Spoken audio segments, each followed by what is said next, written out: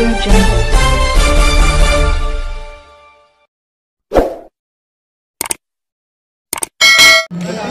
मी लाडोळे यात्रा कमिटीचा पंच कमिटीचा अध्यक्ष आहे। आमच्या गावामध्ये बऱ्याच वर्षापासून श्री सदानंद महाराजाची यात्रा मोठ्या उत्साहात आणि आनंदाने सर्व गावकरी साजरी करत आहेत। चैत्र पौर्णिमेच्या दिवशी दिवसभर सदानंद महाराजाच्या मंदिरामध्ये अन्नदानाचा कार्यक्रम चालू असतो। बरेच भाविक लोक या प्रसादाचा लाभ घेतात।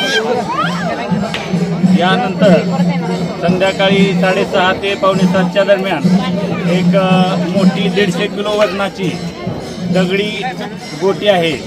त्या गोटीला गावातील 12 व्यक्ती ओल्या पडद्याने आंघोळ करून या गोटीच्या भोवती देवाचं दर्शन करून या गोटीवर येतात आणि देवाची गर्जना करून या गोटीला आपल्या उजव्या हाताच्या मधले बोट हे बोट लावून सर्व 12 जणांनी या गोटीला स्पर्श करायचा आहे आणि देवाचा गजर करून देवाचा गजर केल्यानंतर ही गोटी आपोआप हवेमध्ये उचलली जाते।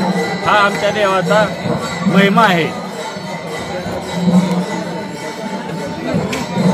अजून काय माहिती यात्रेसंदर्भात? या लाडोळे गावामध्ये गेली 12 वर्ष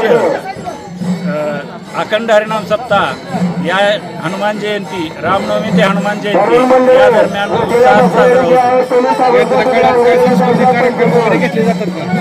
सांस्कृतिक कार्यक्रम घेतले जातात का? या गावामध्ये यात्रेच्या दरम्यान बरेच सांस्कृतिक कार्यक्रम घेतले जातात। तसेच गेल्या वर्षी आम्ही रक्तदान शिबिर या ठिकाणी घेतले होते।